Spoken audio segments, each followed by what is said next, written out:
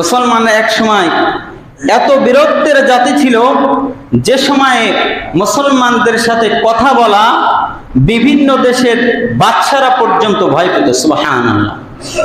আপনারা আল আরসালানের নাম শুনেছেন। যেদিন আমরা বিজয় ছিলাম, লাকাদ কুন্না ফি মাওকিফি শারফুন আযীম, যেদিন আমরা বিজয়ী ছিলাম আল আরসালানের নিকট রোমের বাদশাকে নিয়ে আসা হয়েছে।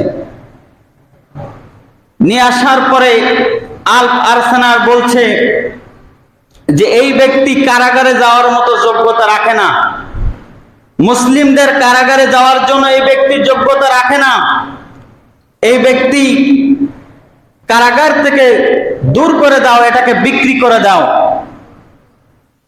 মুসলমান সৈন্য রোমের বাদশা তাকে নিয়ে তাবুতে তাবুতে ঘুরতেছে আর বলতেছে এই ব্যক্তিকে কে ক্রয় করবে।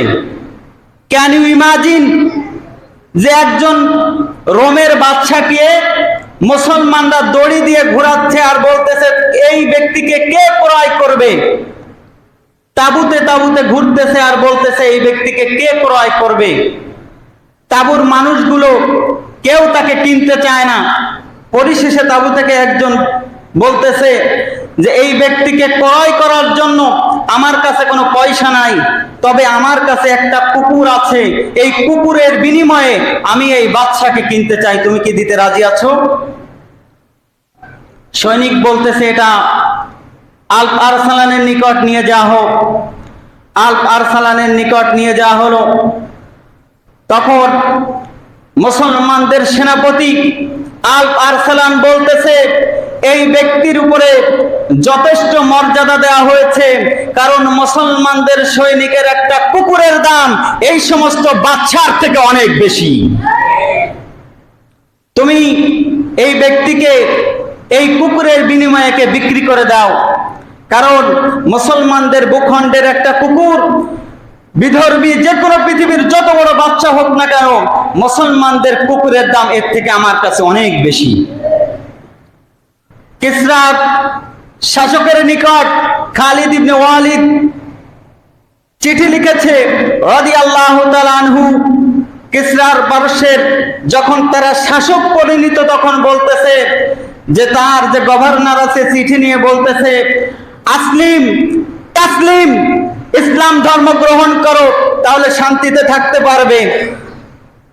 তখন ওই কিসরার শাসক বলতেছে আমাদেরকে মুসলমানরা বোধহয় ভয় দেখাচ্ছে। তখন গভর্নর বলতেছে যে না, যে ব্যক্তি চিঠি পাঠিয়েছে খালিদ ইবনে ওয়ালিদ রাদিয়াল্লাহু তাআলা আনহু, তোমরা যেভাবে মৃত্যুকে তোমরা ভয় পাও, মুসলমানরা সেভাবে মৃত্যুকে তোমাদের থেকে বেশি ভালোবাসে। তোমরা যেভাবে মৃত্যুকে ভয় পাও, মুসলমানরা সেভাবে শহীদ হওয়াকে তোমাদের থেকে বেশি ভালোবাসে। আর খালিদ ইবনে ওয়ালিদের বাহিনী যদি একবার ঘোরছাওয়ার করে, তারা পাহাড় কেটে তারা রাস্তা তৈরি করে দিতে পারে। সমুদ্র থাকলে এই সমুদ্র ভেদ করে তারা ওপারে যে ইসলামের কালিমা পতাকা উড্ডীন করতে পারে। সুতরাং আসলিম তাসলিম, হয় ইসলাম ধর্ম গ্রহণ করো, খালিদের এই পরোয়ানা মেনে নাও, আর না হলে তোমার কিসরা এবং কায়সার সবগুলি চূর্ণ বিচূর্ণ করে মুসলমানরা এই ভূখণ্ডে ইসলামের কালিমা পতাকা উড্ডীন করবে। লাকাদ কুন্না ফি শারফিকুন আযীম, এটাই আমরা ছিলাম, এই জায়গায় আমরা ছিলাম যখন বাদশা পর্যন্ত মুসলমানদের সাথে কথা বলতে ভয় পেত। অথচ এই সমস্ত ভূখণ্ডে আমাদের ভাইদের উপরে আমাদের টাকায় তারা অস্ত্র কিনে আমাদের ভাইদের উপরে গুলি চালাচ্ছে। মুসলমানরা সবগুলি নিশ্চুপ হয়ে বসে আছে।